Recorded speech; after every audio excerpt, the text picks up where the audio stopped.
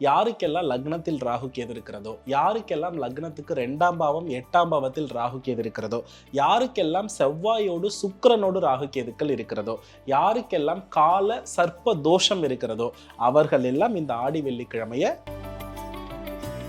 முகநோய்னு சொல்லக்கூடிய மெலஸ்மா பிரச்சனைகள் நிறைய இருக்கும். இந்த மாதிரி இருக்கக்கூடிய பெண்கள் இந்த ஆடி வெள்ளிக்கிழமையில 6லிருந்து 7க்குள்ள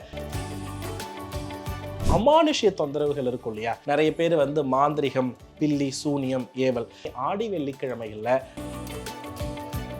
எல்லாருமே தேடுறது என்னன்னா பணத்தையும் நிம்மதியையும் சுகத்தையும் வீடையும் தான். எந்த வழிபாட்டுல உங்களுக்கு என்ன பிரச்சனைன்னு கேட்டா நல்ல வீடு அமையணும், நல்ல சம்பாத்தியம் இருக்கணும், அது 2 இருந்தா எல்லாத்தையும் சமாளிச்சிடலாம். தைராய்டு, யூட்ரஸ் பிரச்சனை உள்ளவர்கள், ஹார்மோனல் இம்பேலன்ஸ் பிரச்சனை இருக்கவங்க எல்லாத்துக்குமே ஆடி வெள்ளிக்கிழமையில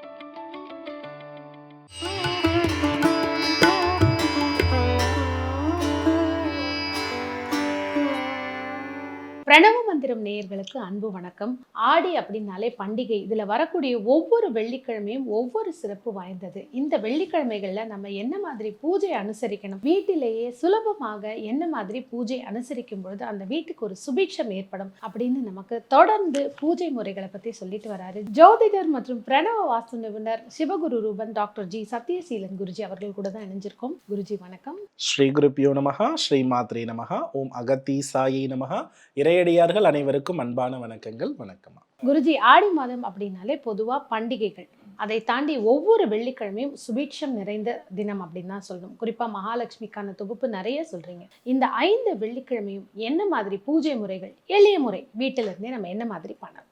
நவ கிரகங்கள்ல அசுர கிரகங்கள் பூமி வாழ்க்கைக்கு யார் அப்படின்னா ராகுவும் கேதுவும் செவ்வாய் பகவானும் தான். இந்த ராகு, கேது, செவ்வாய் பகவானுடைய அமைப்புகள் ஒன்றாகி ஒரு சுப கிரகத்தை பார்க்கும் பொழுதுதான் அதுக்கு பேரு நாம கிரக யுத்தம் அப்படின்னு சொல்றோம். இந்த 3 கிரகங்களுமே நாம பிரீதி செய்யறதுக்கு ஒரு மாதம் இருக்குன்னா அதை தான் நாம ஆடி மாதம் அப்படின்னு சொல்லுகிறோம். இப்போ செவ்வாய் அப்படின்னா பூமிக்காரகன்.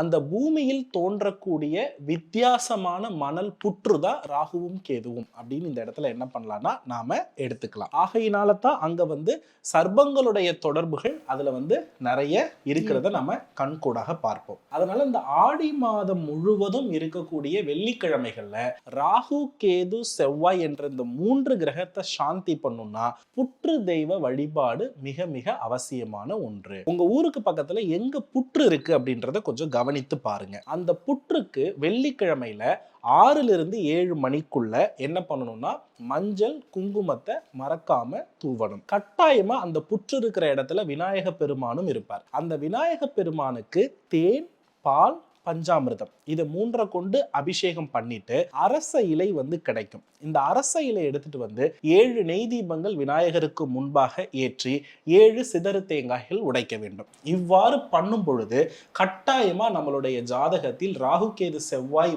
கிரக யுத்தத்தில் இருந்தால் அதிலிருந்து நமக்கு ஒரு பிரீதி கிடைக்கும். ஒருவேளை புற்று தனியா இருக்கு, விநாயக பெருமான் தனியா இருக்காரு அப்படின்ற ஒரு நிலை வந்தா புற்ற முதல்ல நல்லபடியா வழிபட்டு விட்டு அதுக்கப்புறம் நீங்க என்ன பண்ணுங்கன்னா விநாயக பெருமானுக்கு தனியே வழிபடுவது சிறப்பு. ஆனா இதை எப்பக்குள்ள பண்ணணும்னா 6லிருந்து 7 மணிக்குள்ள செய்ய வேண்டியது அவசியமான ஒன்று. வெள்ளிக்கிழமைகள்ல சுக்கிரஹோரையில பண்றது நல்லது. அதாவது சுக்கிர பகவானோடு ராகுவோ, கேதுவோ, செவ்வாயோ தொடர்பாகி இருந்தா அவ்வளவு எளிமையா நமக்கு சுகபோகங்களை அனுபவிக்கிறதுல பிரச்சனைகள் நிறைய இருக்கும். எது இருந்தாலும் அதுல அனுபவித்தல்னு ஒண்ணு இருக்குல்ல, அது சுக்கிரன் கொடுக்கறது தான். அதுல நிறைய பிரச்சனைகள் வருவதற்கு வாய்ப்பு உண்டு. இதை ஃபாலோ பண்ணும்பொழுது ஒரு பர்ஃபெக்டான ரிசல்ட்டை நம்மளால எதிர்பார்க்க முடியும்.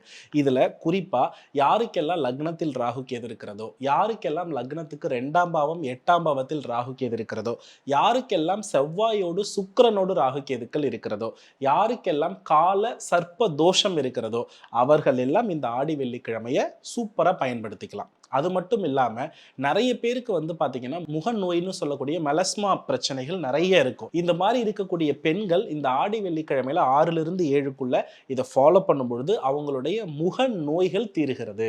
அதே போல பாத்தீங்கன்னா தைராய்டு, யூட்ரஸ் பிரச்சனை உள்ளவர்கள், ஹார்மோனல் இம்பேலன்ஸ் பிரச்சனை இருக்கவங்க எல்லாத்துக்குமே ஆடி வெள்ளிக்கிழமையில புற்றை வழிபடுவது மிக மிக சிறப்பான ஒரு விஷயம். இந்த ஆடி வெள்ளிக்கிழமையில அதாவது கோவிலை வழிபட்டா ரொம்ப நல்லா இருக்குமானா என் அனுபவத்துல எல்லாருமே தேடுறது என்னன்னா பணத்தையும் நிம்மதியையும் சுகத்தையும் வீடையும் தான். எந்த வழிபாட்டுல உங்களுக்கு என்ன பிரச்சனைன்னு கேட்டா நல்ல வீடு அமையணும், நல்ல சம்பாத்தியம் இருக்கணும், அது 2 இருந்தா எல்லாத்தையும் சமாளிச்சிடலாம் அப்படின்னு சொல்லுவாங்க. அப்படி பார்க்கும் பொழுது அஷ்ட தசபுஜ துர்க்கை ஆடி வெள்ளிக்கிழமைகளில் வழிபட தகுந்தவள்.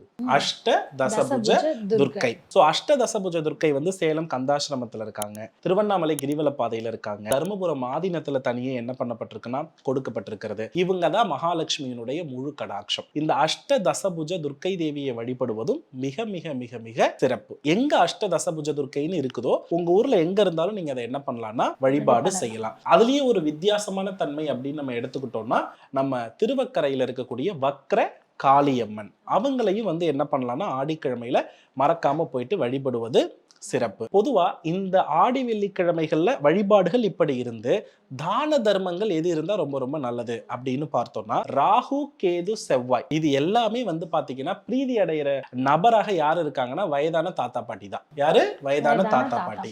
அதுல வந்து பாத்தீங்கன்னா ராகு கேதுக்கள் முழுவதுமாக ஒருத்தங்களை டச் பண்ணாதுன்னா அதுல படித்த பாண்டித்யம் பெற்ற வயதானவர்கள். இப்ப வந்து பாத்தீங்கன்னா வேதம் படிப்பவர்கள் 70 வயதுக்கு மேற்பட்டவர்கள் இருப்பாங்க.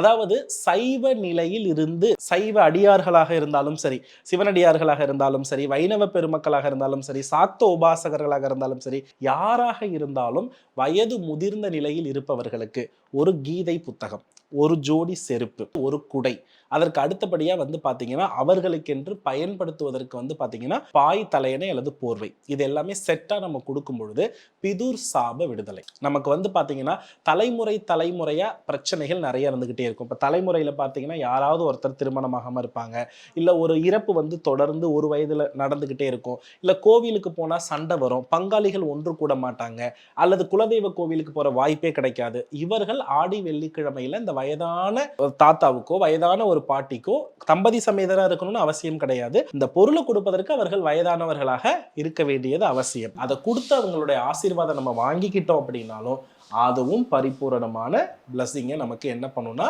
பெற்று தரும். அமானுஷ்ய தொந்தரவுகள் இருக்கும் இல்லையா, நிறைய பேர் வந்து மாந்திரிகம், பில்லி, சூனியம், ஏவல், இவர்கள் எல்லாமே ஆடி வெள்ளிக்கிழமைகள்ல கருடாழ்வாரை வழிபடுவது நல்லது. பெருமாள் ஆலயத்துல கருடாழ்வார் இருப்பாரு. அவரை வந்து பாத்தீங்கன்னா ஆடி வெள்ளிக்கிழமைகளில் வழிபட்டால் பில்லி, சூன்ய, ஏவல் பிரச்சனை முழுவதுமாக தீரும். யார் நமக்கு வைத்திருக்கிறார்கள், யார் நமக்கு பில்லி சூனியம் செய்திருக்கிறார்கள், அது எங்கிருந்து அந்த ஆணிவேர் இருக்கிறது, எங்கிருந்து அந்த தோஷம் உருவாகி இருக்கிறது என்பதை கருடாழ்வார் நமக்கு காட்டி கொடுத்துருவார். அந்த உறவை, அந்த மனிதரை. கருடாழ்வாரை வழிபட்டதுக்கு பிறகு ஒருத்தவங்க ஒரு கோவில் பத்தி நமக்கு சொல்லுவாங்க. அதுதான் நமக்கு அந்த மாந்திரிக பிரச்சனையை எடுக்கிறதுக்கு உள்ள கோவில். ஒவ்வொரு வெள்ளிக்கிழமையும் நம்ம இந்த கருடாழ்வார் வழிபடணும். அமானுஷ்ய தொந்தரவுகள் இருக்கு அவங்களுக்கு. அப்படி வழிபடும் பொழுதே யாராவது ஒருத்தர் என்ன பண்ணுவாங்கன்னா இந்த கோவிலுக்கு வா போகலான்னு உங்களை கூப்பிடுவாங்க. நம்மளாம் கேட்கணும்னு அவசியம் இல்லை. அதுதான் கருடாழ்வார் நமக்கு அனுப்பி வைத்த ஒரு நபர். அந்த கோவிலுக்கு நம்ம போயிட்டு வந்ததுக்கு பிறகு அந்த கோவிலுக்குன்னு ஒரு விதிமுறை இருக்கும். இந்த தெய்வத்துக்கு இதை வாங்கி கொடுத்தா இந்த ஆலயத்துல நல்லது, சிறப்புன்னு ஒண்ணு இருக்கும். அதை அவங்க கரெக்டா ஃபாலோ பண்ணிட்டாங்கன்னா அந்த அமானுஷ்ய தொந்தரவை வைத்தவரும் யாருன்னு தெரிஞ்சிடும்.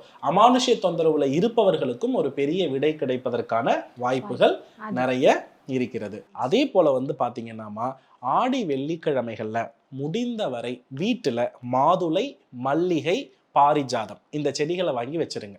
நட்டு வைக்கணும். மாதுளை, மல்லிகை, பாரிஜாதம் இது வந்து வெள்ளிக்கிழமைகள்ல நீங்க நட்டு வைக்கும் பொழுது இந்த செடி வளர்ந்து பூக்கின்ற பட்சத்தில் உங்க வீட்டுல லட்சுமியினுடைய அருள் வந்து பரிபூரணமாக இருக்கும். அதனால எங்க வீட்டுல வந்து ஏதாவது ஒரு செடி வச்சு அதுல சுபிக்ஷத்தை கொடுக்கணும்னா இந்த மல்லிகை, மாதுளை, பாரிஜாதம் இதை வந்து நீங்க வைக்கிறது நல்ல மாற்றத்தை ஏற்படுத்தி கொடுக்கும். கணவருடைய ஆயுளுக்குன்னு பெண்கள் நீங்க வந்து வெள்ளிக்கிழமையில ஆடி வெள்ளிக்கு அம்பாளுக்கு விரதம் இருக்கிறீங்கன்னா வீட்டுல கண்டிப்பா அன்னதானம் போட்டுறணும். அன்னதானம் போடாம ஆடி வெள்ளி விரதம் இருக்க கூடாது. ஸோ அதனால பெண்கள் வந்து ஆடி வெள்ளினா விரதம் அப்படின்னா வீட்டுல 7 சுமங்கலி பெண்களை மறக்காம ஈவினிங் வர வச்சு 8 to 9 சுக்கிரஹோரையில நிறைந்த உணவுகளை கொடுத்து அவங்க கிட்ட ஆசீர்வாதம் வாங்கிக்க வேண்டியது ரொம்ப ரொம்ப அவசியமான ஒன்று. இதெல்லாம் ஃபாலோ பண்றதே ஆடி வெள்ளிக்கு மிக சிறப்புமா. இதுல இந்த நிறைய பேர் இந்த கூழ் ஊத்துற வேண்டுதல், அதே மாதிரி தாலி சரடு மாத்துறது, இத பத்தி இதற்கான ஒரு பொதுவா வந்து மாங்கல்ய சரடு மாற்றுதல் அப்படின்றது ஆடிப்பெருக்கு அப்போ விசேஷமா பண்ணுவாங்க. வெள்ளிக்கிழமைகள்ல பெருசா செய்ய மாட்டாங்க. அதை தாண்டி வந்து பாத்தீங்கன்னா கூழ் ஊற்றுதல் அப்படின்றது நோய் நிவாரணம். எலும்பு நோய் இருப்பவர்களுக்கு கூழ் ஊற்றணும். கேன்சர் பேஷண்ட் வந்து கூழ் ஊற்றுறது ரொம்ப ரொம்ப நல்லது. அதுவும் புற்று தெய்வங்கள், மாரியம்மன் பெயரில் இருக்கக்கூடிய தெய்வங்கள் கோவில்கள்ல கம்பக்கூழ் இருக்கு இல்லையா, அதுவும் கேழ்வரகு கூழும் நம்ம என்ன பண்றோம்னா பக்தர்களுக்கு விநியோகம் பண்ணா நம்ம உடம்புல தீர்க்க முடியாத நோய்கள் தீரும். இதுல குறிப்பா வந்து எலும்பு சார்ந்து, இதயம் சார்ந்து, மூளை சார்ந்து இந்த மாதிரி எந்த மாதிரியான நோய்கள் இருந்தாலும் இந்த கூழ் விடும் பொழுது கட்டாயமா அவர்களுக்கு நல்ல மாற்றம் கிடைக்கும். அதே மாதிரி இந்த திருமணத்துக்கு அடுத்தது ஆவணி மாதம் திருமணம் செய்யும் பொழுது சுப முகூர்த்த பட்டுகள்லாம் நம்ம இந்த ஆடி வெள்ளிகள்ல போய் ஆமா. நம்ம எடுத்துக்கலாமா? அதற்கான ஏதாவது அது எல்லாமே ஆடி பெருக்குல எடுத்துக்கிறது நல்லதுமா. ஆடி பெருக்குல தான் பெரும்பாலும் எடுப்பாங்க. ஆடி வெள்ளி பொதுவா ராகு கேதுக்களுக்கு வந்து பாத்தீங்க அப்படின்னா நமக்கு பிரீதி என்பதனால சுப விஷயங்கள் செய்ய மாட்டாங்க. ஆடி பெருக்கு, நாள், நட்சத்திரம் இதெல்லாம் எதுவுமே பார்க்காம ஆவணியில் இருக்கக்கூடிய எல்லா சுப விஷயத்துக்குமே ஆடி பெருக்கிலே நம்ம எடுத்துறோம். இந்த ஆடி மாதத்துல ஒவ்வொரு வெள்ளிக்கிழமையும் நம்ம என்ன மாதிரி நைவேத்தியங்கள் போடலாம், அதே மாதிரி என்ன மாதிரி கோலங்கள் வீட்ல கோலங்கள் வரையறதுனால இன்னும் சுபீட்சமா இருக்கும்? பொதுவா வந்து பாத்தீங்கன்னா 8 இதழ் தாமரை கோலம் ஆடி வெள்ளியில் வரைவது மிக மிக சிறப்பு. அது வந்து நல்ல மாற்றத்தை கொடுக்கும். நெய்வேத்தியம் அப்படின்னு எடுத்துக்கொள்ளும் பொழுது பஞ்சாமிர்தம் ரொம்ப ரொம்ப அவசியமான ஒன்று. பொதுவா வந்து பாத்தீங்கன்னா முருகப்பெருமானுக்கும் ஆடி வெள்ளி உகந்ததாக தான் சொல்லப்படுது. ஸோ முருகப்பெருமான் கோவில்ல தேனும் திணைமாவும் பிரசாதமாக கொடுக்கறதும் நமக்கு நல்ல பலன் கொடுக்கும். அம்பாளுக்கு பிடித்த நெய்வேத்தியம் அப்படின்னாவே மாவிளக்கு தான். ஸோ வீட்டிலேயும் மாவிளக்கு போட்டு வழிபாடு பண்ணுவாங்க. ஸோ மாவிளக்கு, பால் பாயசம், பஞ்சாமிர்தம் இது மூணுமே நம்ம செயல்படுத்திக்கிறது நல்லது. ஒவ்வொரு ஆடி வெள்ளிக்கிழமையும் வந்து ஒவ்வொரு சிறப்புகள் இருக்கு. மொத்தமா நீங்க ஒரு வெள்ளிக்கிழமை தவற விட்டுட்டாலும் இன்னொரு வெள்ளிக்கிழமையில நம்ம இதை வந்து செய்யறதுனால குடும்பத்துல எல்லா விதமான பிரச்சனைகளுக்குமே ஒரு தீர்வு கிடைக்கும் அப்படின்னு அழகா சொல்லியிருக்கீங்க. எல்லாருக்குமே பயனுள்ள ஒரு பதிவா இருந்தது குருஜி. நன்றி. நல்லதுமா. வெற்றிவேல் முருகா.